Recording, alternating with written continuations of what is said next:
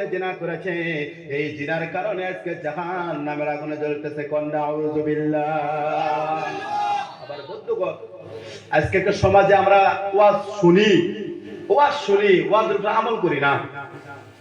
কথাগুলো শুনে আমার ভাইরা দেখেন, আপনার বেমার হয়েছে, টাইফয়েড হয়েছে, হয়তো অন্য বেমার হয়েছে, জ্বর হয়েছে, তাপ, কি গো তাপ, আপনাদের ভাষায় তাপ কয়, আমাদের ভাষায় কয় জ্বর। তাপ হয়েছে, আপনাকে অ্যান্টিবায়োটিক দেওয়া হয়েছে, হয়তো ম্যালেরিয়ার জন্য, টাইফয়েডের জন্য আপনাকে অ্যান্টিবায়োটিক দেওয়া হয়েছে, ভিটামিন দেওয়া হয়েছে, খাও, তোমার কি হবে, বেমার ভালো হবে। আপনি বাড়ির মধ্যে আইনে সব গুছে গাছে থুয়ে দিলেন প্যাকেটিং করে, জ্বর ভালো হবো গো, টাইফয়েড ভালো হবো, হ্যাঁ, ম্যালেরিয়া ভালো হবো, কখনো হবে না। যদি আপনি কোরআন হাদিস শোনার পরে তার নিজের আমলে না আনতে পারলেন, এই কোরআন হাদিস শোনা আপনার কোনো মূল্য নেই, কোনো ভ্যালু নেই। কোরআন শুনলাম, যা শুনলাম, যে আজ থেকে এই জীবনে মরণে আর কখনো জিনা করব না, আর জীবনে এই গুনার দিকে তাকাবো না। এই হলো মুসলমানদের কাম। বলেন সুবহানাল্লাহ, সুবহানাল্লাহ। আজ থেকে ইরাদা করলাম, জীবনে আর কখনো মদ খাবো না, জীবনে কখনো নেশা করব না, এই যে ইরাদা করলাম, এটাই হলো মুসলমানদের ঈমানের পরিচয়। আর আমরা ওয়াজ শুনি, যখন নিজে কোনো খারাপ কাম করে, এই দিকে যদি ওয়াজ যদি বয়ান করে খারাপ লাগে, হুজুর কি কইতেছে, অন্য কথা কই হারে না, অন্য কথা কই হারে না। হিতাবেড়ারে লই আইলাম হেমান কিছু থেকে, এত যত্ন করে লই আইলাম, কত সুন্দর মেহমানদারকে হিতাবেড়া খারাতে আমার এই কথা কইতেছে, এটা কি বেড়া রেড়া। আমার সোনারা, আমার মুসলমান ভাইরা, দেখে এই পৃথিবীতে আমি আপনি এইগুলি করে সময় কাটিয়ে দিচ্ছি গো ভাই। আমার ভাইরা বিশ্বাস করেন, আমার ভাইরা কেউ আপন নয়, সোনার আমার, কেউ আপন নয়। আজকে আপনি বিদেশে থেকে আইছেন 10 বছর 5 বছর, আপনি আগরের কারবার করতেছেন, আপনি যে কোনো কারবার করেন না কেন, রাত্রে দিনে পরিশ্রম করে আজকে যাদের জন্য আপনি এত ব্যস্ততার মধ্যে দিন কাটিয়ে আল্লাহকে দূরে রেখে, রসুলকে দূরে রেখে চলতেছেন, আমার ভাইরা আপনারা বিশ্বাস করেন, আমার সোনারা, আপনার রূহ চলে যাওয়ার সঙ্গে সঙ্গে আমার ভাইরা সমস্ত সম্পর্ক আপনার বিচ্ছিত হয়ে যাবে, আর কোনো সম্পর্ক থাকবে না রে। বাপ আর ছেলের মধ্যে কোনো সম্পর্ক থাকবে না, স্ত্রী আর স্বামীর মধ্যে কোনো সম্পর্ক থাকবে না, আমার বন্ধুগণ মা আর ছেলের মধ্যে কোনো সম্পর্ক থাকবে না। আমার বন্ধুগণ, যদি আল্লাহকে রাজি না করে যেতে পারো, এই জীবন আপনার বিফলে যাবে রে, আখিরাতেও আপনি বিফল হয়ে যাবেন। এই জন্য আমার মুসলমান বন্ধুগণ, ও যুবকরা, শোনো আমার যুবকরা, আল্লাহকে রাজি করে, রাসূলকে রাজি করে যাও যুবক। শোনো রে যুবক, আজকে কার জন্য তুমি সেই কলেজের সামনে দাঁড়িয়ে থাকো? ও যুবক শোনো, তুমি কার জন্য তুমি রাস্তায় দাঁড়িয়ে থাকো? ও যুবক শোনো, যুবক শোনো, আল্লাহ তাআলা রাসূল বলেছে, কিয়ামতের দিন মানুষদেরকে যখন হিসাব না হবে, যারা যুবক বয়সের, ইয়ং বয়সের হিসাব না দেওয়া পর্যন্ত এক পাও এদিক ওদিক খেলতে পারবে না। আবার বন্ধুগণ, এই যে সম্পর্কের কথা বললাম, এই সম্পর্ক তো থাকবে না, এই সম্পর্ক থাকবে না।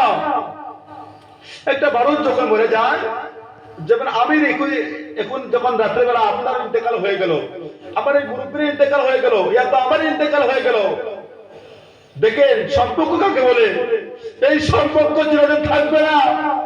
রাত্রিবেলা যখন আপনার রূহ চলে যাবে, আমার বন্ধুগণ, চলে যাওয়ার পরে এলাকার সমস্ত লিডাররা চলে আসবে, মাই মুরব্বী চলে আসবে, রাত্রেবেলা বাসরা করবে না রে না, রাত্রেবেলা দাফন করা যাবে না। অনেক দূর দেশে লোক রয়েছে, ফুয়া বিদেশে রয়েছে, তারা আসবে, তারপরে তাকে দাফন করা লাগবে, এর আগে দাফন করা যাবে না। আমার বন্ধুগণ, আপনার সেই মাসরা তৈরি হয়ে যাবে, পরের দিন জোহরের নামাজের পরে দাফন করা হবে। আমার মুসলমান বন্ধুগণ, এই যে সম্পর্ক, আপনার রিলেশন, যখন আপনার রূহ চলে যাবে, রূহ চলে যাওয়ার সঙ্গে সঙ্গে আর কোনো সম্পর্ক থাকে না।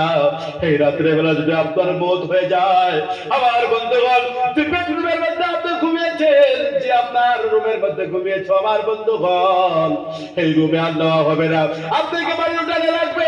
সারা রাত ঠান্ডার মৌসুমে আপনার শরীরের মধ্যে একটা কম্বলও দেওয়া হবে না আমার ভাইরা, শুধু একটা পাতলা চাদর দিয়ে ঢেকে রাখবে।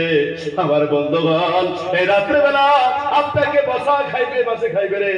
রাত্রে বেলা যখন চলে যাবে, পরের দিনের বেলা আপনাকে গরম পাতা দিয়া আমার বন্ধুগণ গরম পানি করে রে যখন আপনাকে গোসল করবে, গোসল করার পরে এমন এক আপনাকে লিবাস পরিধান করা হবে, আর একটা গাড়িতে তোলা হবে রে, যে গাড়ির ড্রাইভার হলো 4 জন।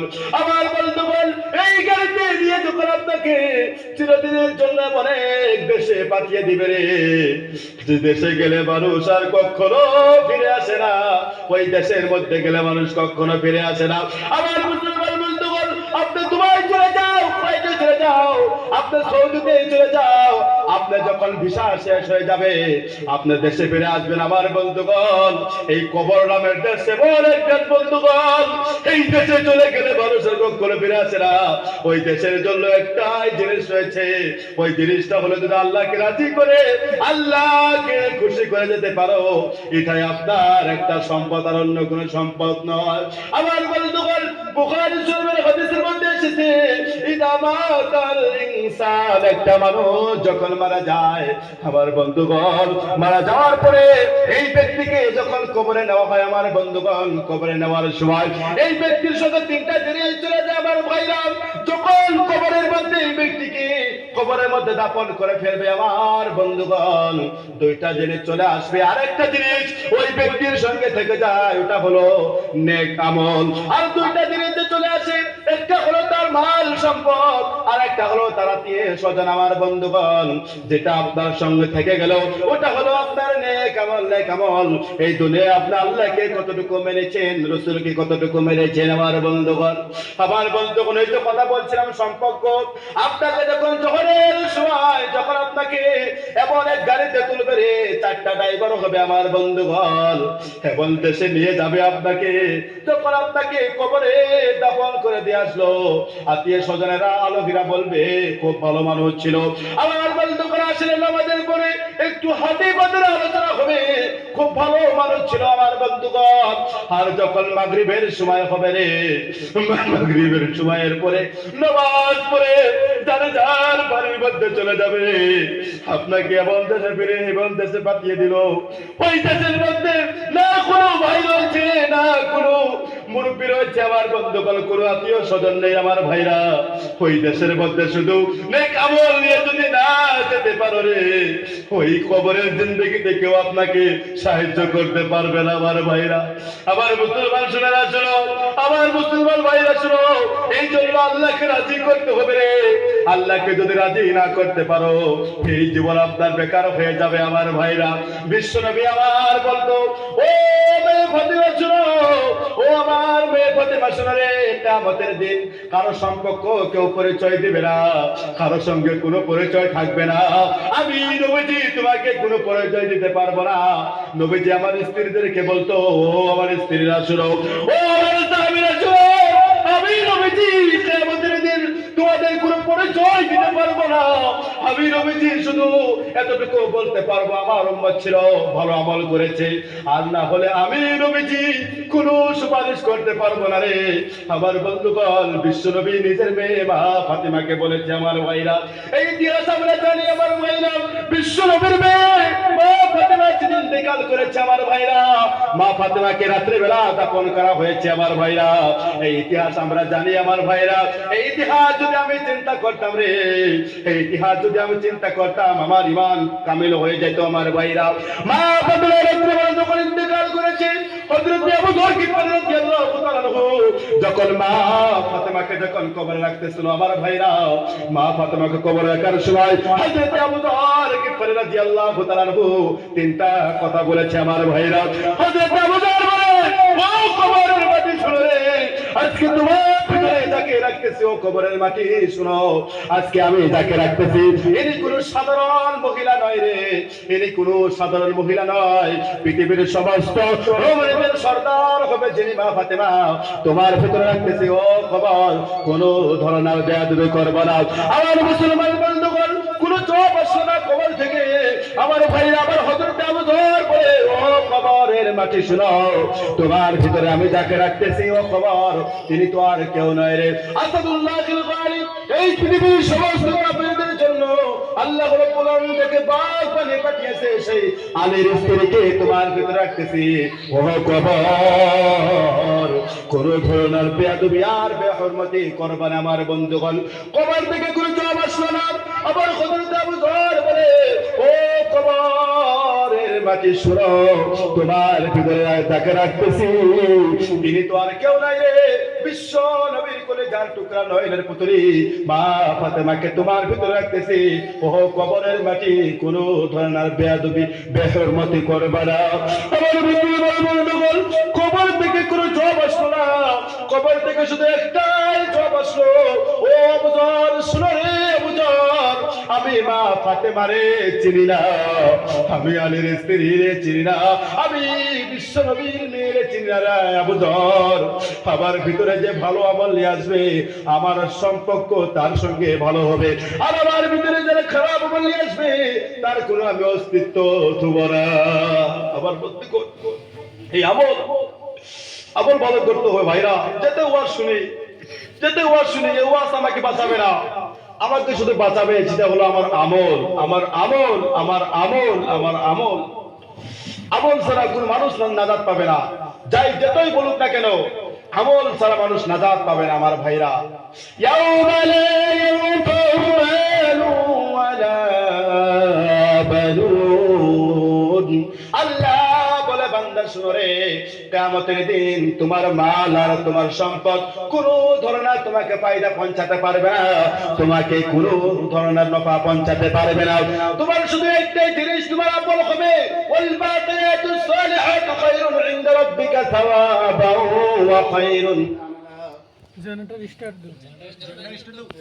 দাও, লা ইলাহা ইল্লাল্লাহ, লা ইলাহা ইল্লাল্লাহ, লা ইলাহা ইল্লাল্লাহ, লা ইলাহা ইল্লাল্লাহ। জোরে জোরে লা ইলাহা ইল্লাল্লাহ, আরো জোরে লা ইলাহা ইল্লাল্লাহ, লা ইলাহা ইল্লাল্লাহ, লা ইলাহা ইল্লাল্লাহ।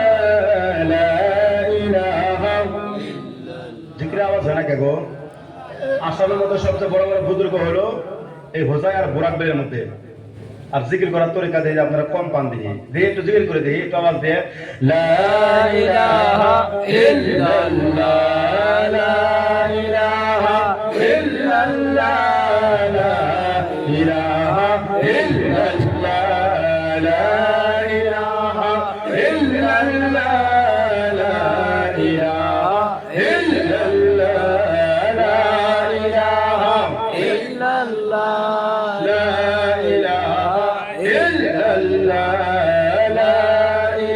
ইলাহা ইল্লাল্লাহ, লা ইলাহা ইল্লাল্লাহ, লা ইলাহা ইল্লাল্লাহ, লা ইলাহা ইল্লাল্লাহ, লা ইলাহা ইল্লাল্লাহ,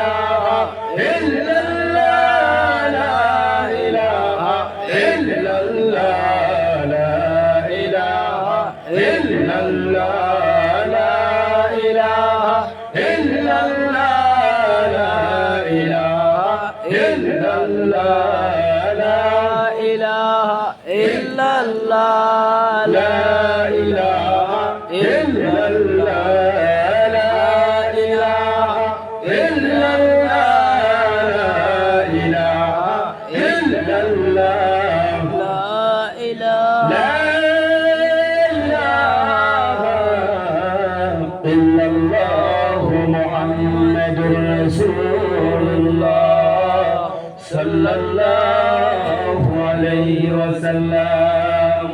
তাহলে দেখেন আমার ভাইরা, এই আমল তো ইনশাআল্লাহ তাআলা আমরা আমল করব তো ইনশাআল্লাহ, ইনশাআল্লাহ। আরো জোরে কোন ইনশাআল্লাহ। আজ থেকে নামাজ শুরু তো ইনশাআল্লাহ, ইনশাআল্লাহ। হ্যাঁ ইনশাআল্লাহ। আল্লাহ পাক যেন আপনাদেরকে কবুল করেন। আমার ভাইরা দেখেন না, সেই যুগে সাহাবায়ে কিরাম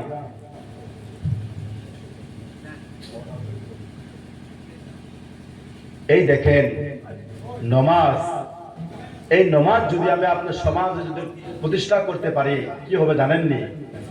সেই যুগে সাহাবায়ে কেরাম তারা নামাজের মাঝে সবকিছু সমাধান করছে। কোন সুবহানাল্লাহ, সুবহানাল্লাহ, আরো জোরে কোন সুবহানাল্লাহ, সুবহানাল্লাহ। আমার বন্ধুগণ, একজন সাহাবী কয়েকদিন হয়ে যাচ্ছে বাড়িতে খাবার পায় না, খাবার দাবার নেই, বাচ্চা কাচ্চা হরুকা বাড়িতে কাঁদতেছে। কি করতেছে? কাঁদতেছে। কিসের লাগে? খানির লাগে, খাবারের জন্য কাঁদতেছে। আমার বন্ধুগণ, এই সাহাবী বিশ্বনবী সাল্লাল্লাহু আলাইহি ওয়াসাল্লামের দরবারে আসলেন। কোথায় আসলেন? বিশ্বনবী সাল্লাল্লাহু আলাইহি ওয়াসাল্লামের দরবারে আসলেন। আসার পরে নবীজিকে বলে, ইয়া রাসূলুল্লাহ সাল্লাল্লাহু আলাইহি ওয়াসাল্লাম, আজকে কয়েকদিন হয়ে যাচ্ছে আমার বাসায় কোনো খাবার নেই, বাচ্চা কাচ্চা সব অনাহারে রয়েছে। ইয়া রাসূলুল্লাহ, আমি কি করব আপনি বলে দেন ইয়া রাসূলুল্লাহ। আমার বন্ধুগণ, সেই সময় এই সাহাবীকে নবীজি বলল, তুমি বলো তো দেখি তুমি কার ইবাদত করো? কার ইবাদত করো তুমি বলো? এই সাহাবী আমার বন্ধুগণ এমনি করে আকাশের দিকে হাত তুলে বলল, ইয়া রাসূলুল্লাহ, আমি তো আমার মাবুদ আমার আল্লাহর ইবাদত করি। বিশ্বনবী আমার বলে, যাও যাও বাসায় চলে যাও, বাড়িতে চলে যাও, বাসায় গিয়ে বিবির সঙ্গে একসঙ্গে উঁচু করে নামাজ পড়ো, আল্লাহ খাইতে দিবে। আবার বন্ধুগণ, এই সাহাবী এই কথা শোনার সঙ্গে সঙ্গে এক দৌড় মেরে বাসায় চলে গিয়েছে। আমার বন্ধুগণ, বাসায় গিয়ে বিবিকে বলতেছে, ও বিবি, শোনো শোনো আমার বিবি, বিশ্ব নবীর কাছে গিয়েছি, নবীজি বলেছে আমার সাহাবী শোনো রে, বাড়িতে চলে যাও আর তোমার বিবিকে বলো, আর তুমি শুধু একসঙ্গে নামাজ পড়ো, আল্লাহ তোমাদেরকে খাইতে দেবে। কোন সুবহানাল্লাহ, সুবহানাল্লাহ। আর আজকালকে কি জানেন? আজকালকে আমরা সমাজে যদি 2 ওয়াক্ত নামাজ পড়ি, ইমাম সাহেবের কাছে বিচার দেই, ইমাম সাহেব আপনি জুমার দিন করে বয়ান করেন যে এই নামাজ পড়লে বলে সময় কি সংসারিতে বরকত হয়। কো আঙ্গ বেতনে খালি বেমার এসে দিই, ব্যবসায় লস হয়। কি আনি কি কইছুন? আনি এটা কি কইছুন? হ্যাঁ, আনি না দিয়ে আমার বরবাদ করে গাইছুন দেখি। আগে তো আমি সময় একটু বেশি পাইছিলাম, কামের সময়টা দিছি, 2 ওয়াক্ত নামাজ যায় আমার সময় নষ্ট হয়ে যায়। আমি এখন কি করবো কওনি? আমার বন্ধুগণ, নিজেকে 2 ওয়াক্ত নামাজ পড়ে তুমি ইমানদার ভাবতেছো? আরে ইমানদার হতে হলে তোমাকে পরীক্ষা দিতে হবে। কি দিতে হবে গো? পরীক্ষা দিতে হবে। আমার বন্ধুগণ, এই সাহাবী যখন বাসায় চলে আসলো, আসার পরে স্ত্রীকে বলছে, আমার স্ত্রী আসো, আমরা ওযু করে আমরা স্বামী স্ত্রী নামাজে দাঁড়িয়ে যাই। কই দাঁড়িয়ে যায়? আর আজকালকে দেখবেন জামাই বই নামাজ পড়তে দূরের কথা, সালাম পর্যন্ত নাই। ঠিক না বেঠিক গো? আজকের সমাজের মধ্যে জামাই বই মিল আছে গো, স্বামী আর স্ত্রীর মিল আছে। প্রতিদিন হাঙ্গাম ফাসাদ দরবার করছে। তার মানে কি এদের মাঝখানে তো দিন নেই, দিন বিদায় নিছে। নামাজের পরিবর্তে স্ত্রীর হাতে এটা তুলে দিছে। কি দিছে গো? এইটা দিছে স্ত্রীর হাতে। সারা দিনে হাই হ্যালো, হাই হ্যালো কই করে? জামাই গেছে বিদেশে, কুয়েত, দুবাই, সৌদি, ও তো থাকতেছে। এনেতে কার হাতে কি করতেছে আল্লাহই ভালো জানে। হ্যাঁ, আল্লাহই ভালো জানে। কিছু কইলাম না, ফির হাতিয়া কম দেবো আমার। হ্যাঁ, তো আমার বন্ধুগণ, আমার ভাইরাও, এই সাহাবী যখন বাসায় চলে আসলো, আসার পরে স্ত্রীকে বলছি, স্ত্রী নবীজির মুখের কথা কখনো মিথ্যা হতে পারে না। কোন সুবহানাল্লাহ, সুবহানাল্লাহ। আমার মুসলমান বন্ধুগণ, এই সাহাবী তার স্ত্রীকে সঙ্গে নিয়ে আমার বন্ধুগণ দেখেন নামাজ কাকে বলে আমার ভাইরা, নামাজ কাকে বলে, নামাজ কাকে বলে আমার ভাইরা। আমার আগে যে হুজুর মুহাদ্দিস হুজুর, তিনি নামাজ সম্পর্কে আপনাদেরকে ভালো আলোচনা দিয়েছে। আমার ভাইরা, এই সাহাবী যখন বাসায় চলে আসলো, আসার পরে স্ত্রীকে একসঙ্গে নিয়ে যখন নামাজে দাঁড়িয়ে গেল, আমার ভাইরা প্রথমবার নামাজ পড়লো। আমার বন্ধুগণ, বাড়িতে কোনো খাবার আসতেছে না। আমার বন্ধুগণ, এই সাহাবী বলো, ও আমার গিন্নি, ও আমার স্ত্রী, ও আমার বিবি, আমার মনে হয় আমাদের উঁচু ভালো হয়নি, এই জন্য আমাদের খাবার আসতেছে না। ও আমার স্ত্রী, বিশ্ব নবীর মুখের কথা কখনো মিথ্যা হতে পারে না। আসো আবার আমরা উঁচু করি। আমার বন্ধুগণ আবার উঁচু করলো। উঁচু করার পরে আমার বন্ধুগণ বন্ধুগণ নামাজ পড়লো আমার বন্ধুগণ, নামাজ শেষ করে আবার দেখলো খাবার আসতেছে না রে। এই সাহাবী বলে আমার স্ত্রী শোনো, ও স্ত্রী শোনো, বিশ্ব নবীর মুখে কখনো মিথ্যা হতে পারে না, আমার দয়ার নবীর মুখের কথা মিথ্যা হতে পারে না। আমার মনে হয় রে স্ত্রী, আমাদের নামাজের মধ্যে রুকু সিজদার মধ্যে ভুল হয়েছে, আসো আমার নামাজ পড়ি। আমার বন্ধুগণ প্রথমবার, দ্বিতীয়বার, এবার তৃতীয়বার যখন এই স্বামী স্ত্রী আমার বন্ধুগণ, এই সাহাবী যখন নামাজ পড়লো আমার বন্ধুগণ, নামাজ শেষ হওয়ার পরে রে ভাই, ওই সাহাবীর বাড়ির মধ্যে যে চাকরি ছিল, ওই চাকরি ঘুরতেছে আমার ভাইরা, আর ওই অটোমেটিক তার পিছন দিক থেকে আটা বাইরে হইতেছে। কোন সুবহানাল্লাহ, সুবহানাল্লাহ, এই তাকবীর, আল্লাহু আকবার। চাকরি মনে হয় আপনারা চিনেন না, আপনার দেশে নাই কেন? না নাই আছে, হ্যাঁ হোজাই দেশে তো ঘুমা খেতে হয় না। আমি এর 9 বছর থাকলাম হোজাই, সিলেটে ভালো তো কই, তাহলে আপনার মনে হয় সিলেটে, কিন্তু সিলেটে কই না, কইলে আবার অভ্যাসের জায়গা, আবার বহুত দূর দিনতে যায়, বাংলা কথা হয় না, আবার বেজাল হয়। আমি যদি সিলেটে কথা মানে কই না নি আয়, ইনশাআল্লাহ বয়ান করতেও পারি সিলেটে দিয়া, কিন্তু পারলাম না বয়ান করা, আমার বাংলা কথাটা মিস হয়ে যায়। যখন বাংলা বলতে চাই তখন আমার সিলেটে অভ্যাস হয়ে যায়। আমার ভাইরা, এই চাকরি আমাদের দেশে নেই, আপনাদের দেশে মনে আছে, আমাদের দেশে কম, তবে বিহারে বেশি। বিহার দেশের মধ্যে চাকরিটা বেশি। ওই আপনার ওই এমনি করে ভিতরে ঘুম দেয়া যায়, ঘুম ঘুম চিনেন তো, ঘুম আছে না নেই, গেহেও যাকে বলা হয় না, এই ঘুম ওই ভিতরে দেওয়া হয়, এমনি করে ঘোরানো হয়, এমনি করে ঘোরালে তার পিছন দিক থেকে আটা বাহির হয়। সেই সাহাবীর বাড়িতে যে চাকরি ছিল, এই চাকরি ঘুরতেছে অটোমেটিক। সুবহানাল্লাহ, আরেকবার বল সুবহানাল্লাহ। একবার যখন দেখলো পড়তেছে না, দেখেন ঈমান কাকে বলে, নামাজ কাকে বলে, দেখেন আমাদেরকে সেরকম হতে হবে। টুকটাক 2-4টা সিজদা দিলাও, আর নিজেরা কইলাও আমি মুসলমান, আমি মুসলমান হইছি। ম্যাগ ভালো করো, ম্যাগের সাউন্ড ঠিক হইতেছে না, সাউন্ড ঠিক করো, মনিটরে দাও, মনিটরে দাও। আমার ভাইরা, এই যে সাহাবী, এই সাহাবী যখন 3বার এবার দেখলো যে আটা বাইরে দিয়েছে, খুশি খুশি, হাই রে হাই, আমি তো বড় খুশি হয়ে গেলাম, খুশি হয়েছে। হওয়ার পরে ওই সাহাবীর বাড়িতে যত বর্তনাদি ছিল, বর্তন যে বাসন যারা কয় আমার ভাষা, বর্তনাদি, এই বর্তন সব কিছু আটা দিয়ে ভরে নিয়েছে, বুঝছেন, সবকিছু আটা দিয়ে ফিল আপ করে নিয়েছে, ভরিয়ে নিয়েছে। ভরিয়ে নেওয়ার পরে এখন কি করে, বুদ্ধি কি, এই সাহাবী বলে, ও চাকরি শোনো, তুমি যে আল্লাহর হুকুমে আটা বাগির করতেছো, ও চাকরি তুমি সেই আল্লাহর হুকুমে আটা বাগির হওয়া বন্ধ হয়ে যাও। সঙ্গে সঙ্গে আটা বাগির হওয়া বন্ধ হয়ে গেল আমার বন্ধুগণ। পরের দিন সকালবেলা এই সাহাবী যখন বিশ্ব নবীর দরবারে চলে আসলো, আসার পরে এই সাহাবীর মুখে হাসি দেখে নবীজি বলে, নবীজি বুঝতে পেরেছে তার কোনো ব্যবস্থা হয়েছে। আমার বন্ধুগণ, বিশ্ব নবী বলে, ও সাহাবী, রাত্রিবেলা কি তুমি খাবার পেয়েছো? আমার বন্ধুগণ, এই সাহাবী হাসতে হাসতে বলে, ইয়া রাসূলুল্লাহ, ইয়া হাবিবাল্লাহ, যখন আপনি বলেছেন বাসায় চলে যাও, বাড়িতে চলে যাও, আর নামাজ পড়ো, আল্লাহ তোমাকে খাইতে দিবে।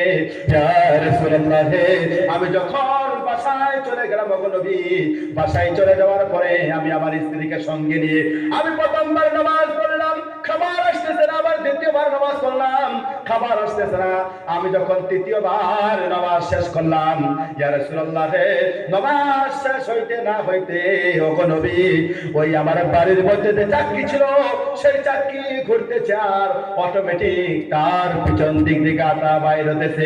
বিশ্বনবী আমার বলে, আমাকে শোনাও, তারপরে কি হয়েছে? আমার বন্ধুগণ, এই কথা বলার পরে ওই সাহাবী বলে, ইয়া রাসূলুল্লাহ, আমার বাড়ির মধ্যে যে সমস্ত বর্তন আদি ছিল, সমস্ত বর্তনগুলো আমি ভরিয়ে দিয়েছি ইয়া রাসূলুল্লাহ। তারপরে আমি বললাম, ও চাকরি, তুমি যে আল্লাহর হুকুমে আটা বাগির করতেছো, সে আল্লাহর হুকুমে তুমি আটা পাকের করা বন্ধ হয়ে যাও। বিশ্বনবী আমার আল্লাহু আকবার বলে, ও সাহাবী তুমি বড় ভুল করে ফেলেছো। তুমি যদি চাকরিকে যদি বন্ধ হয়ে জন্য না বলতে রে সাহাবী, তাহলে ইলা ইয়াউমিল কিয়ামা, কিয়ামত পর্যন্ত ওই চাকরির পিছন দিক থেকে আটা বাইরে তখন সুবহানাল্লাহ সুবহানাল্লাহ। আর আজকে নামাজ পড়তে চাও তুমি 2 ওয়াক্ত, আর কলদান মুমিন নামও মুমিন, হ্যাঁ নামও মুমিন হইছি, নামাজ পড়ি।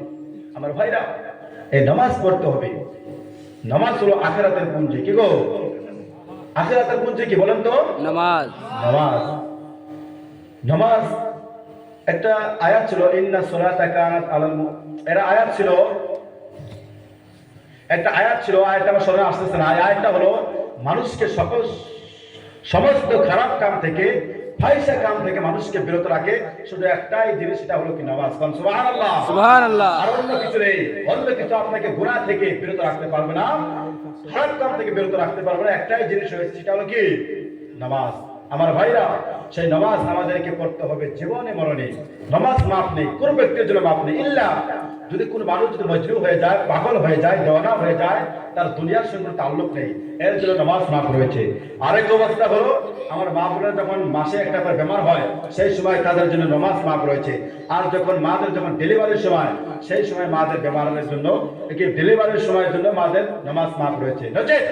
নামাজ কোন অবস্থার মধ্যে মাপ নেই। এই পর্যন্ত কিতাবের মধ্যে এসেছে। আমার ভাইরা, আপনার এখনো দুম, আপনার রূহ বাড়িয়ে যায়নি, এখনো আপনার চোখ টিপ টিপ টিপ করে মারতেছে, এখনো আপনার নিঃশ্বাস বাড়িয়ে যায়নি, তার মধ্যে আপনাকে নামাজ পড়তে হবে। নামাজ এত গুরুত্বপূর্ণ বিষয়, আপনারা লক্ষ্য করেন না?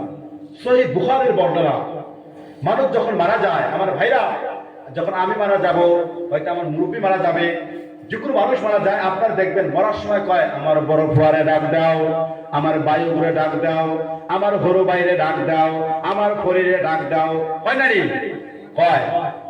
আর বিশ্বনবী সাল্লাল্লাহু আলাইহি যখন মওতের সময়, সেই সময় নবীজি একটা কথা 3 বার বলেছে। কয়বার? কথাটা ভালো করে শুনেন আমার আপনারা, সহিহ বুখারী বর্ণনা। আমার মুসলমান বন্ধুগণ, প্রিয় হাজির, বিশ্বনবী আবার যখন মওতের সময় যখন নবীজির কাছে এসে গিয়েছে, আমার ভাইরা, যখন বিশ্বনবী আবার মওতের নিকট পৌঁছে গিয়েছে, আমার ভাইরা, সেই সময় আমার দয়ার নবীজি একটা কথা 3 বার করে বলেছে, নামাজ নামাজ নামাজ। আমার উম্মতেরা, কখনো নামাজ ছেড়ে দিও না, আমার উম্মতের নামাজ ছেড়ে দিও না। আমার বন্ধুগণ, বিশ্বনবী আবার মওতের সময় স্ত্রীদের কথা বলল না, সাহাবীদের কথা বলল না, মেয়েদের কথা বলল না। বিশ্বনবী আমার মওতের সময় একটা কথা 3 বার বলেছে, আমার উম্মতেরা, নামাজ নামাজ নামাজ কখনো ছেড়ে দিও না। আজকাল কি আমার বন্ধুগণ, আপনারা লক্ষ্য করেন, এই নামাজ আমরা কত অলসতা করতেছি, নামাজ নামাজ তো আমরা পড়তেছি না। আমার ভাইরা, একটা মানুষের জীবন ব্যবস্থা, একটা মানুষের টিকিয়ে থাকা, একটা মানুষের সুস্থ থাকা, ভালো থাকা, সেটা হলো নামাজ। কোন সুবহানাল্লাহ সুবহানাল্লাহ। as-salatu imaduddin, as-salatu imaduddin। Imad মানে হলো খুঁটি। ইমাদ মানে কি গো? খুঁটি। এই যে খুঁটি আছে না, এই ঘর খুঁটি না থাকবো, বিল্ডিং এর পুষ্টের খুঁটি থাকবো। যার কেউ যদি আমি দিন রাখতে চাই, তাহলে সে যেন নামাজ ঠিক রাখে। নামাজ সারা দিন থাকবে না। নামাজ আছে, আপনার দিন আছে। আপনার নামাজ নেই, আপনার দিন নেই। আপনার নামাজ আছে, আপনার ঈমান আছে। আপনার নামাজ নেই, আপনার ঈমান নেই। সাফ কথা, সাফ কথা। আমার বন্ধুগণ, আপনারা, এই জন্য আমাদেরকে কি করতে হবে? 5 ওয়াক্ত নামাজ পড়বো, ইনশাআল্লাহ। বলে ইনশাআল্লাহ, ইনশাআল্লাহ। আমার বন্ধুগণ, ওই সাহাবীর কথা মনে আছে? আইন লাগে মনে আছে গো? আছে। ওই সাহাবীর কথা 3টা পদ অভ্যাস দে আছে কি? কোন আমি শেষ করছে কওনি? আমি কোথায় শেষ করেছিলাম? মদ খাওয়া শেষ করে জিনার মধ্যে গেছিলাম, তাই না? এত আমাকে জিনা ঘুরে আসলাম নাকি এনআইসি। তো এই সাহাবী জিনার আর একটা অভ্যাস ছিল। আপনারা দেখবেন, যাদের জিনা করা অভ্যাস, যাদের জিনা করা অভ্যাস, তারা দেখবেন ঠিক থাকতে পারে না। নিজের স্ত্রী অনেক সুন্দর, তাও ওই কাজের মধ্যে সে লিপ্ত হবে, ওই কাজের মধ্যে সে ব্যস্ত হয়। যারা জিনা করা অভ্যাস, যারা এই বদফেলি কাম করা অভ্যাস, তারা ওই কাম ছাড়া তারা ঠিক থাকতে পারে না। জিনা এমন খারাপ জিনিস আমার ভাইরা। নিজের স্ত্রী এত সুন্দর, নায়িকার মতো সুন্দর, তাও এর ভালো লাগে না। তবে অন্যের সঙ্গে যে খারাপ কাম করে ওরাই তার কাছে ইন্টারেস্ট মনে হয়, তার কাছে আনন্দ মনে হয়। আমার ভাইরা, এই সাহাবী কি করলো? জিনার সময় রাত্রেবেলা জিনা করতে গিয়েছে। জিনা করতে গিয়েছে আমার বন্ধুগণ, জিনা করতে যখন গিয়েছে, যে মহিলার সঙ্গে জিনা করবে এমনি করে করে তার কাপড় টেনে টেনে খুলতেছে। আমার বন্ধুগণ দেখেন, সাহাবীরা তারা সেই যুগে কত খারাপ ছিল। যে সময় তারা লা ইলাহা ইল্লাল্লাহর পতাকার মধ্যে এসেছে, লা ইলাহা ইল্লাল্লাহর কালিমা তারা পড়েছে, তারা যখন এই মালা যখন তারা গলায় পড়েছে, সমস্ত খারাপ কাম থেকে নিজেকে আড়াল করে রেখেছে। কোন সুবহানাল্লাহ, সুবহানাল্লাহ। এই সাহাবী জিনা করার জন্য গিয়েছে। আমার বন্ধুগণ জিনা করাতে গিয়েছে, যাওয়ার পরে ওই মহিলার কাপড় টেনে টেনে খুলতেছে। আমার মুসলমান বন্ধুগণ যখন কাপড় টেনে টেনে খুলতেছে, আমার বন্ধুগণ তৎক্ষণের মধ্যে বিশ্বনবীর কথা তার মনে পড়ে গিয়েছে। আমি তো বিশ্বনবীর কাছে ওয়াদা করেছি আমি জীবনে কখনো মিথ্যা বলবো না, না রে না, আমি জিনা করবো না। এখন যদি আমি জিনা করি, আজ সকাল বেলা যদি আমি নবীকে, নবী আমাকে যদি জিজ্ঞাসা করে, ও সাহাবী রাত্রে বেলা কি কাম করেছো, রাত্রে বেলা কি করেছো, আমাকে শোনাও, সেই সময় আমি তো নবীকে মিথ্যা বলতে পারবো না। না না না, জীবনে জিনা করবো না, আমি জিনা ছেড়ে দিলাম। আমার বন্ধুগণ আবার পরের দিন ফজর নামাজের পরে বিশ্বনবী বলে, ও সাহাবী রাত্রে বেলা কি করেছো, আমাকে শোনাও, রাত্রে বেলা তুমি কি করেছো। আমার বন্ধুগণ এই সাহাবী বলে, ইয়া রাসূলুল্লাহ, রাত্রে বেলা যখন আমি জিনা করতে গিয়েছি, ইয়া রাসূলুল্লাহ, ও নবীজি, আমি সেই মহিলার কাপড় যখন খুলতেছি, যখন আমি জিনা করার জন্য যখন নিকটবর্তী হব, যখন করিব হব, আমার বন্ধুগণ সেই সময়ের মধ্যে সাহাবী বলে, ইয়া রাসূলুল্লাহ, তৎকালে আপনার কথা মনে পড়ে গিয়েছে, আমি এই কথা ধারণা করেছি, ইয়া রাসূলুল্লাহ, আমি আপনার সামনে মিথ্যা কথা বলতে পারবো না। ইয়া রাসূলুল্লাহ, আমি জিনা করা ছেড়ে দিয়েছি। কোন সুবহানাল্লাহ, সুবহানাল্লাহ। আমার বন্ধুগণ এই সাহাবীর একটা অভ্যাস হলো চুরি করা। আমার বন্ধুগণ যারা চুরি করে, আমার বন্ধুগণ যারা চুরি করতে করতে আমার বন্ধুগণ বয়স পেরিয়ে দিয়েছে, আমার বন্ধুগণ তাদের চুরি করা অভ্যাস কখনো বিদায় নেয় না, ঠিক না বেঠিক? আমার বন্ধুগণ একটা চোর আসলো, চোর আসলো, এই চোরের একটা ছেড়ারে একটা ফুয়ারে আলিম বানাইছে, একটা ছেলেকে কি বানাইছে গো? আলিম বানাইছে। আলিম। আপনারা দেখবেন সমাজের মধ্যে অনেক খারাপ খারাপ মানুষের ছেলে বড় বড় আলিম হয়, মুফতি হয়, জেনারেল শিক্ষা শিক্ষিত হয়, তাই না গো? হয় না? না হয়? হয়। তো এই চোরের বেটা চোরের একটা ছেলে আলিম হয়েছে, চোরের একটা ছেলে আলিম হয়েছে। আমার বন্ধুগণ আলিম হয়েছে, এই মৌলানা সাহেব রাতে বেলা দেখে তার আব্বা ঘুমায় না, ছটপট করে ঘুমায় না। এই মৌলানা সাহেব তো জানে যে আমার আব্বা তো চুরি করা অভ্যাস, আব্বা চুরি করার না করলে তো ভালো লাগে না, রাত্রেবেলা ছটপট করে। হ্যাঁ, এখন এই চোরের বেটা মৌলানা সাহেব রাত্রেবেলা যখন তাহাজ্জুদে উঠতে দেখে আব্বা ছটপট করে, কয়েকদিন এই দৃশ্য দেখলো। এই দৃশ্য দেখার পরে একদিন বললো, আব্বা আমার বুঝ হয় না, আপনি রাত্রেবেলা সেই গভীর রজনীর মধ্যে আমি তাহাজ্জুদের মধ্যে দাঁড়িয়ে যাব, সেই সময় আমি দেখি আপনি ছটফট করতেছেন, আপনি এদিকে যাচ্ছেন, ওদিকে যাচ্ছেন, এই ঘরে যাচ্ছেন, ঘরের উঠানে যাচ্ছেন, আপনার কি হয়েছে? আপনার কোনো বেমার হয়েছে নাকি? বলো, না রে না, আমার সন্তান শোনো, এই কোনো বেমার নয়, আমার কোনো বেমার নয়, এই বেমার আমার হলো সেই আমি চুরি করতে করতে আমার জীবন পেরিয়ে দিয়েছি, এখন পর্যন্ত ওই অভ্যাস আমার ভিতরে রয়েছে, আমি এই অভ্যাসকে ছেড়ে দিতে পারিনি। আমার বন্ধুগণ হাজার হোক মৌলানা সাহেব তার অনেক জ্ঞান, অনেক কিতাব পড়েছে। আমার বন্ধুগণ একটা আলেম হইতে গেলে আমার ভাইরা অনেক কিতাব স্টাডি করতে হয়, 14 বছর আপনাকে ডাল খাইয়ে পড়তে হবে। একটা আলেম হওয়া কোনো মামুলি কথা নয় আমার বন্ধুগণ। একটা আলেম হইতে হলে আপনাকে রাত্রে পর রাত কাটিয়ে দিতে হবে, আপনাকে ঠান্ডার মৌসুমে আরাম করে ঘুম পাড়তে পারবেন না, ভালো খাবার খাইতে পারবেন না, এমনি করে আমার বন্ধুগণ একটা আলেম হইতে গেলে আপনাকে 14টা বছর কাটিয়ে দিতে হবে। আমার বন্ধুগণ তারপরে একটা আলিম হয় আমার ভাইরা। আজকালকার সমাজের মধ্যে আমরা সে আলিমকে দাম দেই না, ঠিক না বেঠিক? আমার বন্ধুগণ শুনেন, বিশ্ব নবী আবার বলেছেন, উলামা ওয়ারাসাতুল আম্বিয়া, আমার ওয়ারিস হলো উলামায়ে কেরাম। এখানে নবীজি কারো কথা বলেননি, নবীজি একটাই জাতকে লক্ষ্য করে বলেছে আমার বন্ধুগণ, সেই জাত হলো উলামায়ে কেরাম। আমার বন্ধুগণ শুনেন, এই পর্যন্ত কিতাবের মধ্যে এসেছে অন্যান্য মর্যাদা আখির জামানার পয়গম্বরের উম্মতের মধ্যে যারা আলিম ওলামা হবে এদেরকে সেই অন্যান্য জামানার নবীদের তুলনা করা হয়েছে। কোন সুবহানাল্লাহ সুবহানাল্লাহ আল্লাহু আকবার। এই নবীর উম্মতের কত পাওয়ার, এই দেখেন কথা বলতে গেলে একদিক জায়গা। এই নবীর উম্মতের কত পাওয়ার জানেননি? আল্লাহ কি কইছে সূরা বাকারার মধ্যে 2 নম্বর পারা, ওয়া কাযালিকা জাআলনাকুম উম্মাতান ওয়াসাতান লিতাকুনু শুহাদা আলান নাসি ওয়া ইয়াকুনার রাসূল আলাইকুম শাহীদা। আল্লাহ বলেন এই উম্মতের মর্যাদা ব্যাপারে আল্লাহ বলেছে কিয়ামতের দিন আমার বন্ধুগণ অন্যান্য জামানার উম্মতেরা তারা অস্বীকার করবে। আল্লাহ আমাদের কাছে কেউ আসেনি দিল পৌঁছানোর জন্য, আমাদের কাছে কোনো নবী আসেনি, কোনো রাসূল আসেনি, কোনো কিতাব আসেনি, এমনি করে অস্বীকার করবে আমার বন্ধুগণ। এই কথা অস্বীকার করার পরে আল্লাহ পাক ফেরেশতাদেরকে বলবো, ফেরেশতারা যাও যাও যাও আমার আখির নবীর উম্মতদেরকে ডেকে আনো। আমার বন্ধুগণ সেই সময়ের মধ্যে বিশ্ব নবী উম্মতে মুহাম্মদদেরকে ডাকা হবে। কোন সুবহানাল্লাহ সুবহানাল্লাহ তাকবীর আল্লাহু আকবার। বিশ্ব নবীর উম্মতদেরকে ডাকা হবে আমার বন্ধুগণ। আসো আসো আসো এখানে আসো।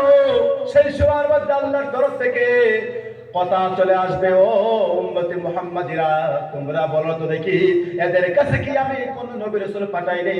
সেই সবার মধ্যে আমার বন্ধুগণ উম্মতে মুহাম্মাদি বলবে আল্লাহ আপনি এদের কাছে নবী রাসূল পাঠিয়েছেন। কোন সুবহানাল্লাহ সুবহানাল্লাহ।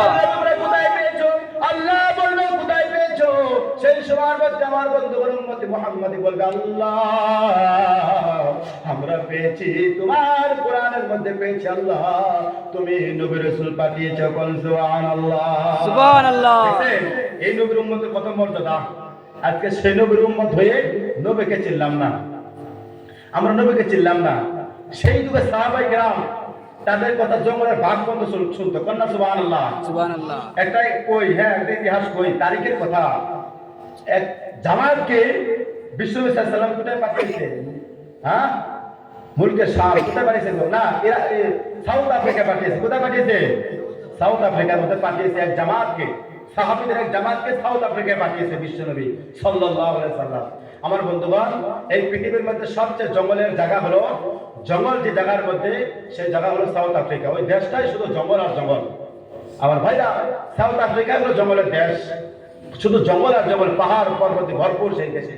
আমার বন্ধুগণ এই সাহাবীর জামাতকে যখন আল্লাহ রাসূল সাল্লাল্লাহু আলাইহি ওয়াসাল্লাম যখন সাউথ আফ্রিকায় পাঠিয়েছে দ্বীনে ইসলাম প্রচার করার জন্য, কি প্রচার করার জন্য? দ্বীনে ইসলাম প্রচার করার জন্য। আমার বন্ধুগণ দেখেন এই কথা আমি এই জন্য তুলে ধরলাম, দেখেন উম্মতে মুহাম্মদ খাঁটি উম্মত হতে পারে এখনো তাদের মর্যাদা আছে। কন্যা সুবহানাল্লাহ সুবহানাল্লাহ। এখনো যদি উম্মতে মুহাম্মদ যদি সঠিক উম্মত হতে পারে, খাঁটি উম্মত হতে পারে, এখনো উম্মতে মুহাম্মদের দাম আছে। দেখেন না আমাদের আসামে বাসকান্দি হুজুর রহমতুল্লাহ আলাইহি কুতবে আলম শাইখুল হাদিস, সেই বাসকান্দি হুজুর কত বড় আল্লাহর ওলি আসলো না গো? ওলি আসলো না আসলো না? এর কি অন্য নবীর উম্মত? কোন নবীর উম্মত? আমাদের আখিরের জামানার উম্মত, তাই না গো? সেই নবীর উম্মত হয়ে কত বড় আল্লাহর ওলি হয়েছিল, সারা ওয়ার্ল্ডে তিনার নাম। এই বাসকান্দি হুজুর তো আখিরের জামানার উম্মতই ছিল। হ্যাঁ আর এখনো পর্যন্ত যদি কোনো মানুষ যদি প্রকৃত উম্মত হতে পারে, সত্যিকারের উম্মত হতে পারে, এখনো পর্যন্ত দোয়া কবুল হবে দোয়া, সন্দেহ নেই, নিঃসন্দেহে দোয়া কবুল হবে। তো ওই সাহাবীদের জামাতকে যখন সাউথ আফ্রিকা পাঠিয়ে দেওয়া হয়েছে, পাঠিয়ে দেওয়ার পরে সেখানে যখন তারা দ্বীনে ইসলাম প্রচার করলো, দীর্ঘদিন তারা সেখানে তাবলীগি কাম করলো, তাবলীগি কাম, দাওয়াতি কাম। হ্যাঁ যখন ওই জায়গায় যখন দ্বীনে ইসলাম প্রচার করার জন্য, এখানে আমাদের অনেক তাবলীগি ভাইরা আছে নাকি? আলহামদুলিল্লাহ তাবলীগ একটা ভালো কাজ। বাল্লিগু ইবাল্লিগু তাবলীগ শব্দের অর্থ হলো পৌঁছানো। কি গো? পৌঁছানো, এক অপরের কাছে কি করা? পৌঁছানো না?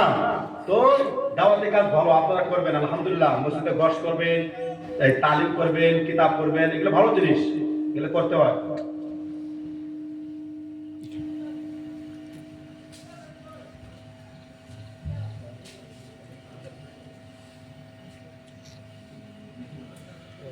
তো ওই সাহাবায়ে কিরামের জামাত যখন তারা দীর্ঘদিন ওখানে দ্বীন ইসলাম প্রচার করার জন্য ওখানে তারা মেহনত করলো, কাজ করলো, করার পরে যখন তারা সেই জায়গা থেকে ফিরে মদিনায় আসতেছিল, আর একটু সাউন্ড দাও, আর একটু সাউন্ড বাড়িয়ে দাও, যখন মদিনায় ফিরে আসছিল আমার বন্ধুগণ,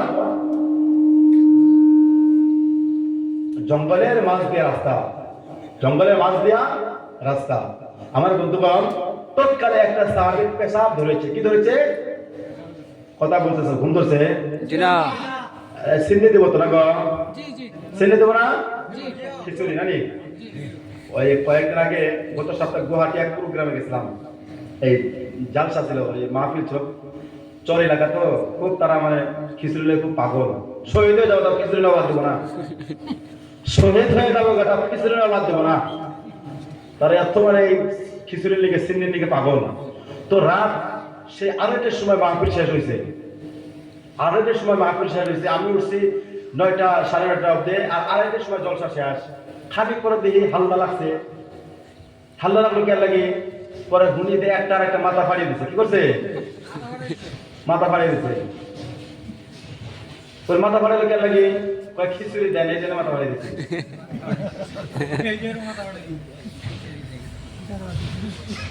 বুঝছেন নি? খিচুড়ি লেগে মাথা ফাড়িয়ে দেয়, কত বড় মুজাহিদ গো।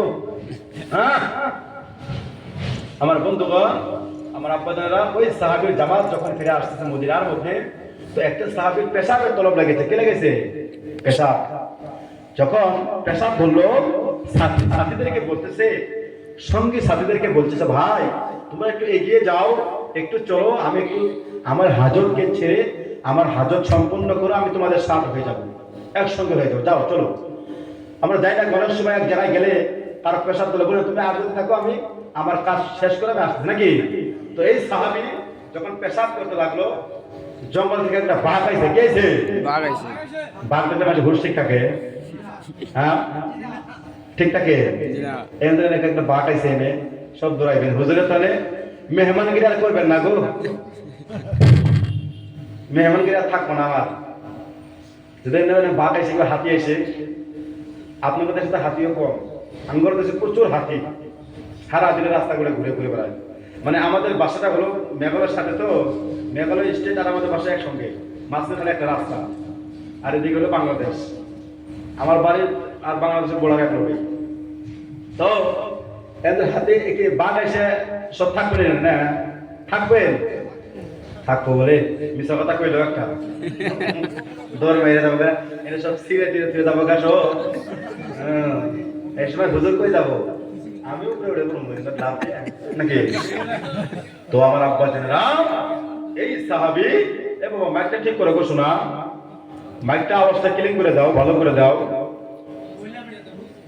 তো এই সাহাবীর কাছে যখন বাঘ আইতেছে, আবার মুসলমান বন্ধুগণ, বাঘ দেখার সঙ্গে সঙ্গে এই সাহাবী ভয়ে থরথর করে কাঁপতেছে। আমার বন্ধুগণ, এই সাহাবীর পেশাব বন্ধ হয়ে গিয়েছে, আর পেশাব করতে পারতেছে না। আমার বন্ধুগণ থরথর করে কাঁপতেছে, তার ধারণা হলো আজকে আমার শরীর থাকবে না, আমার দেহ খেয়ে শেষ করে ফেলবে, এই বাঘ আর আমাকে জীবিত রাখবে না। আমার বন্ধুগণ, এই সাহাবীর ওই ধারণা। আমার বন্ধুগণ, বাঘ আরো তার নিকটে চলে আসলো। আমার বন্ধুগণ, এই সাহাবী, আমার বন্ধুগণ, এবং কিতাবের মধ্যে লিখেছে আমার ভাইরা, ভয়তে এবং ভয় পেয়েছে, তার কাপড়ের মধ্যে পেশাব করে দিয়েছে। বন্ধুগণ থরথর করে কাঁপতেছে, বাঘের নিকটে চলে আসলো, বাঘটার দাঁড়াইছে। আমার বন্ধুগণ আসার পরে বাঘটার সামনে এমনি করে কাল্লা রলাইতেছে। আমার বন্ধুগণ এই বাঘের ভাষা বুঝতেছে না। সবার শেষে এই সাহাবী বাঘের কথা বুঝতে পারলো, বাঘটাকে এই কথা বোঝাতে চায়, তুমি আমার পিঠের উপরে চড়ো, তুমি আমার পিঠের উপরে সওয়ার হয়ে যাও, আর আমি তোমার সাথে সঙ্গীতের কাছে তোমাকে রেখে আসি। কোন সুবহানাল্লাহ, সুবহানাল্লাহ। দেখছেন নি? আর আমরা বাঘ দেখলে চিন্তা থাকবো, ইয়ে খাই একটু জোপাও খাইবো, জোপার আমার মনে করবে ভারী জোপা দেখতেছে, খাই দেয়। তো বন্ধুগণ, যখন এরা নিয়ে ওই জায়গায় সাহাবীদের, অন্য সাহাবীদের কাছে রেখে আসলো, পরের দিন সকালবেলা বিশ্বনবী সাল্লাল্লাহু আলাইহি ওয়াসাল্লাম বলতেছে, আচ্ছা বলো তো দেখি তোমাদের মাঝে কে বাঘের সাথে রয়েছে, কে বাঘের সাথে, আমাকে বলো তো দেখি। ওই সাহাবী হাত তুলে বলতেছে, ইয়া রাসূলুল্লাহ, আমি হলাম বাঘের সাথী, আমি হলাম বাঘের সাথী ইয়া রাসূলুল্লাহ।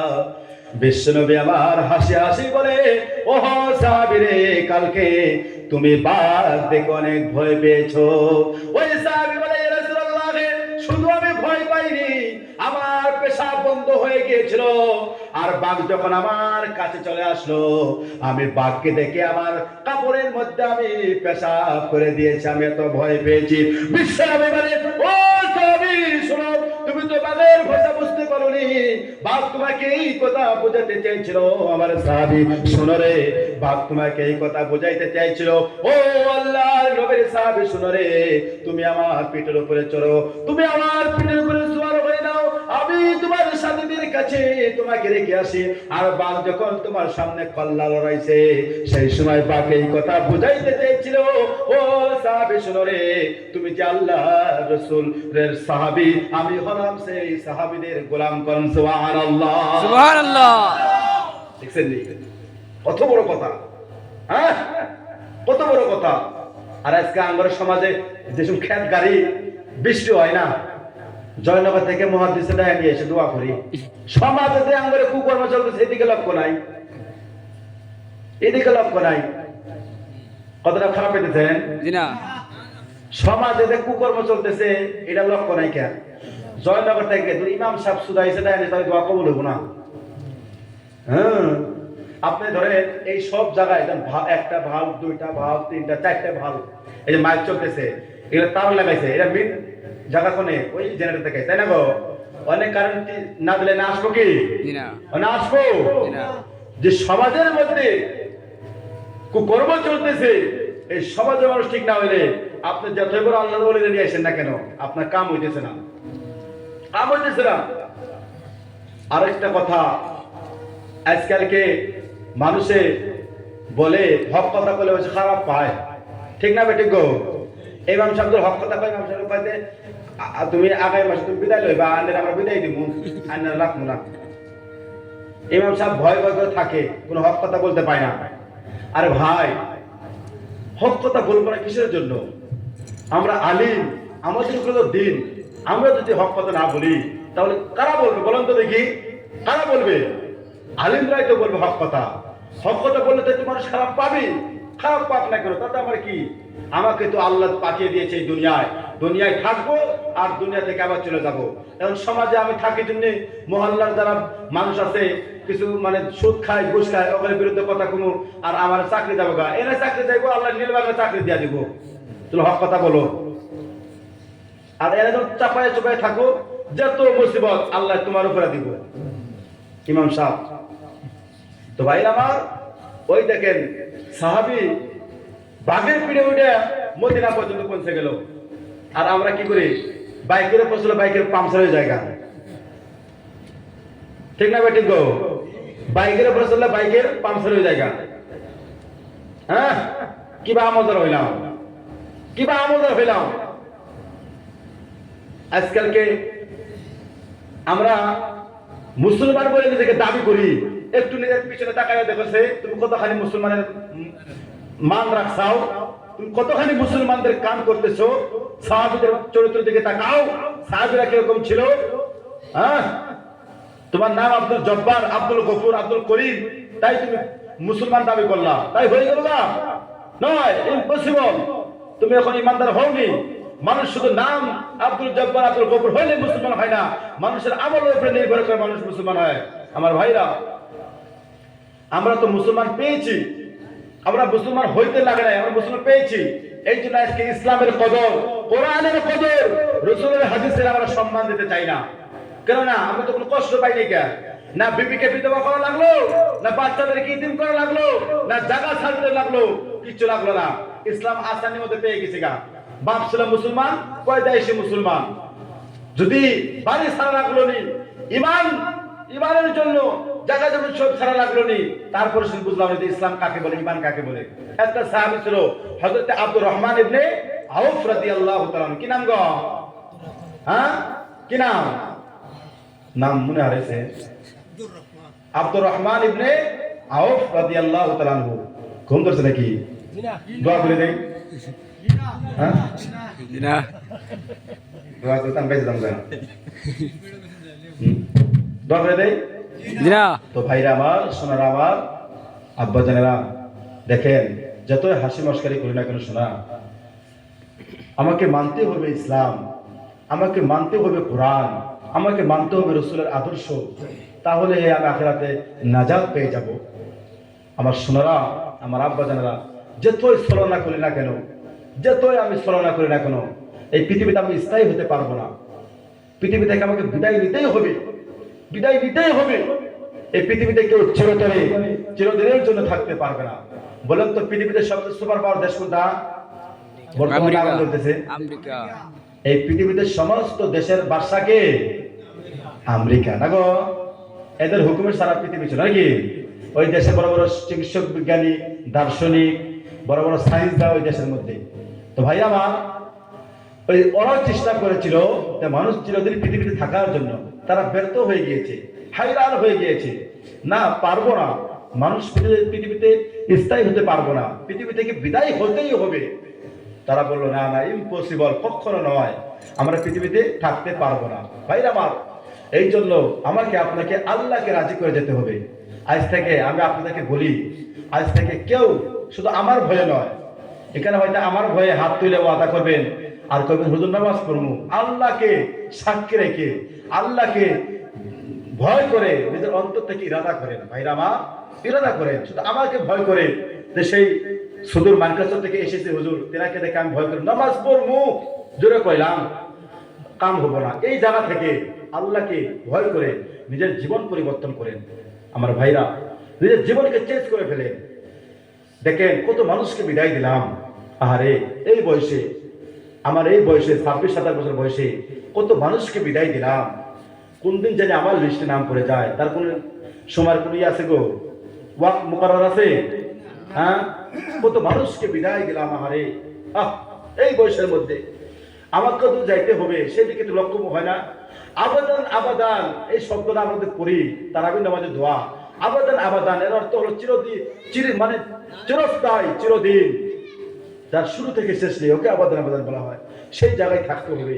হ্যাঁ, ওই দিকে তো লক্ষ্য করে আমাকে চলতে হবে। ভাইরা আমার, আজকালকে আমরা দোয়া যতই করি, দোয়া কবুল হইতেছে না। আমাদের দোয়া কবুল হইতেছে না। দোয়া কবুল হবে ইনশাআল্লাহ, কবুল হবে যদি এখন আমরা কি হই, আমরা সত্যিকারের মুসলমান হই। কি হই গো? হ্যাঁ, আল্লাহ কয় বান্দা বিজয় তো তোমাদেরই হবে। কাদের হবে? হ্যাঁ, আল্লাহ কইছে, তবে শর্ত একটা হলো কি, তোমাকে প্রকৃত মুসলমান হতে হবে, মুমিন হতে হবে, সত্যকারের। ডুপ্লিকেট হলে হবে না, ডুপ্লিকেট হলে হবে না। অনেক কোম্পানি আছে, একে মেডিসিনের নাম, একে টেম্পার, একে পাওয়ার, তবে এক কোম্পানির ওষুধ মানুষের শরীরে হাতে হাতে কাম করে, আর এক কোম্পানি আছে যত জীবনে খান কাম হয় না। ঠিক না বেটি গো?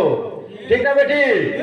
শুধু মুসলমান হইলে, নাম হইলে হবে না, প্রকৃত মুসলমান হতে হবে, সত্যিকারের মুসলমান হতে হবে। আমার ভাইরা দেখেন, আজকালকে সমাজের মধ্যে যে কইলাম যে দোয়া কবুল হয় না, আর সেই যুগে হযরত ওমর আল ফারুক রাদিয়াল্লাহু তাআলা আনহু, কি নাম? হযরত ওমর ফারুক রাদিয়াল্লাহু তাআলা আনহু, তিনার একটা ইতিহাস দেখেন। তিনি মুখ দিয়ে যা কইতেন সঙ্গে সঙ্গে তা হয়ে যেত। সেই বাহরে কালজুম একটা দরিয়া, কি নাম গো? বাহরে কালজুম।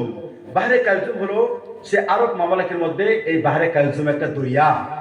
এই দরিয়াটা হলো মানে এমন দরিয়া, সেই জায়গার মানুষগুলো এমন জাহিল ছিল, তারা প্রতি বছরে একটা করে মেলা লাগাইতো। কি লাগাইতো গো? মেলা লাগাইতো। আর যুবক যুবতীদেরকে ওখানে তারা কি করতো? ওখানে নাচাইতো। কি করতো? নাচাইতো। আমার মুসলমান বন্ধুগণ, আমি তো প্রথমে একটা কথা বলেছিলাম, মুসলমানের পরিচয় দিয়ে আমার যে আয়াত, আমি সেই দিকে চলে যাব। আমার বন্ধুগণ, এই কথা শেষ করে আমার আয়াতের দিকে আমি চলে যাই। আমার ভাইরা, এই যে পাহাড়ে কালজুম যে দরিয়া, এই জায়গার মানুষগুলো তারা মুসলমান ছিল না, তারা ইহুদি নাসারা খ্রিস্টান ছিল। আমার বন্ধুগণ, তারা প্রতি বছরে ওই জায়গার মধ্যে একটা করে মেলা করতো। আমার ভাইরা, ওই মেলার মধ্যে যুবক যুবতী মেয়েদেরকে তারা নাচাইতো। আমার বন্ধুগণ, তাদের পরম্পরা দীর্ঘদিন চললো। আমার বন্ধুগণ এমন একটা সময় পৌঁছে গেল, আমার বন্ধুগণ ওই বাহরে কালসুমের দরিয়ার মধ্যে পানি শুকিয়ে গিয়েছে। আমার বন্ধুগণ বাহরে কালসুমের মধ্যে পানি নেই, পানি শুকিয়ে গিয়েছে। আমার বন্ধুগণ শুকে যাওয়ার পরে এই মানুষদের ধারণা হলো আমরা তো যুবক যুবতী মেয়েদেরকে ওখানে তো নাচাইতেছি, আমার মনে হয় তারা বলে যে আমাদের মনে হয় মেয়েদেরকে আর যুবকদের উলঙ্গ করে যদি ওই বাহরে কালসুমের মধ্যে যদি আমরা চতুর্দিক দিকে নাচাই আমাদের পানি ফিরে আসবে। আমার বন্ধুগণ সেই সমাজের মানুষগুলো এবং তারা জাহিলি ছিল, তারা এবং আমার বন্ধুগণ এবং গুমরা ছিল। আমার ভাইরা তো যখন তারা যুবক আর যুবতীদেরকে উলঙ্গ করে আমার ভাইরা সেই বাহরে কালসুমের মধ্যে উলঙ্গ করে নাচাইতেছে, কন্যা নাউজুবিল্লাহ। আমার বন্ধুগণ পানি আসতেছে না, পানি আসতেছে না, পানি আসতেছে না। উট বকরি সব মরে শেষ হয়ে যাচ্ছে আমার ভাইরা, উট বকরি সব মরে যাচ্ছে আমার ভাইরা, বাচ্চাদের মুখ শুকিয়ে যাচ্ছে, পানি আর মিলতেছে না। আমার বন্ধুগণ তারা খবর নিল মদিনার একটা বাদশা রয়েছে, রাষ্ট্রপতি রয়েছে, যার নাম হলো হযরত ওমর ফারুক রাদিয়াল্লাহু তাআলা আনহু। তার কাছে যদি চলে যায় তাহলে আমাদের পানি চলে আসবে। আমার বন্ধুগণ ওই সমাজের বড় বড় মানুষ, যারা জ্ঞানী গুণী মানুষ, যারা সেই মদিনার মধ্যে চলে গেল। আমার বন্ধুগণ চলে যাওয়ার পরে আমার ভাইরা হযরত ওমর ফারুক রাদিয়াল্লাহু তাআলার কাছে বলল, আমিরুল মুমিনিন আমরা বহু দূর থেকে এসেছি, আমাদের এই এলাকায় একটা দরিয়া রয়েছে, সেই দরিয়ার নাম হলো বাহরে কালসুম দরিয়া হলো, আমাদের ওই দরিয়ার পানি শুকিয়ে গিয়েছে। আমাদের বাপদাদার পরম্পরা ছিল আমরা যুবক যুবতী মেয়েদেরকে উলঙ্গ করে সেই জায়গার মধ্যে আমরা নাচাইতাম। এই বছর আমরা কি করলাম, এই বছর আমরা মেলা করলাম, তাও পানি আসতেছে না। আমরা আরেকবার মেলা করলাম, যুবক যুবতী মেয়েদেরকে উলঙ্গ করে ওই বাহরে কালসুমের মধ্যে আমরা উলঙ্গ করে নাচিয়েছি, তাও পানি আসতেছে না। আমাদের উট বকরি বাচ্চা সব মরে যাচ্ছে, পানি মিলতেছে না। আপনার নাম আমরা শুনেছি, আপনি বড় কামিল মানুষ, আপনার কথা যা বলেন সঙ্গে সঙ্গে হয়ে যায়, আমাদের কোনো ফয়সালা করে দাও। হযরত ওমর বলেন, তোমরা যদি আমার হাতের মধ্যে লা ইলাহা ইল্লাল্লাহু মুহাম্মাদুর রাসূলুল্লাহ আমার হাতে হাত রেখে যদি তোমরা কালিমার মালা পড়ো রে, তোমাদের পানি এনে দেওয়ার দায়িত্ব আমি উমরের। সুবহানাল্লাহ। আমার বন্ধুগণ এই সমস্ত জ্ঞানী গুণী ব্যক্তি বলল, ও আমিরুল মুমিনিন উমর, আমরা আমাদের দেশে চলে যাই, আমাদের এলাকার লোকদের কাছে আমরা মাশওয়ারা করে আমরা চলে আসব, যদি তারা ইসলাম কবুল করে কালিমার মালা পড়ে তাহলে আমরা এসে আপনার কাছে কালিমা পড়ব। আমার বন্ধুগণ এই এলাকার মানুষেরা যখন তাদের দেশে ফিরে আসলো, আসার পরে তারা মাশওয়ারা করলো, না রে না না, আমাদের তো বাঁচার কোনো লেন নেই, আমাদের সমস্ত উট বকরি মরে যাচ্ছে, বাচ্চারা পানি পাচ্ছে না।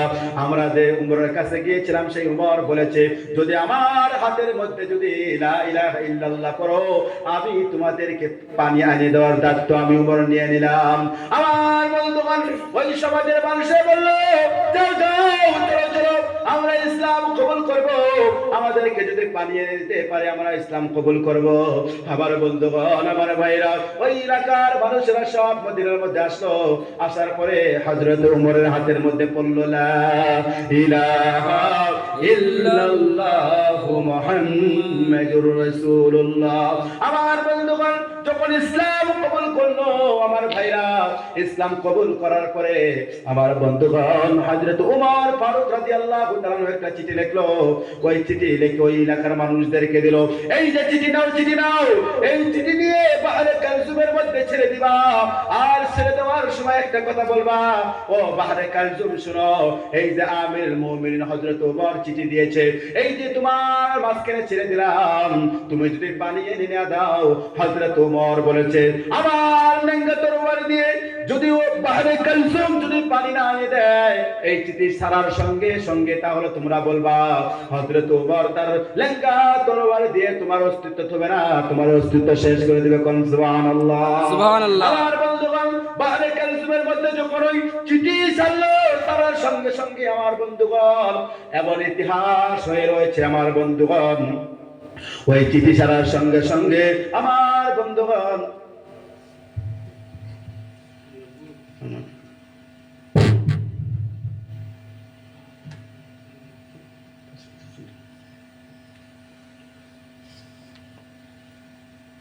একটু জিকির করে লা ইলাহা ইল্লাল্লাহ জোরে জোরে খিচুড়ি দিমু একটু বড় দিমু পাও লা ইলাহা আরো জোরে জোরে লা ইলাহা ইল্লাল্লাহ লা ইলাহা ইল্লাল্লাহ লা ইলাহা ইল্লাল্লাহ লা ইলাহা ইল্লাল্লাহ লা ইলাহা ইল্লাল্লাহ লা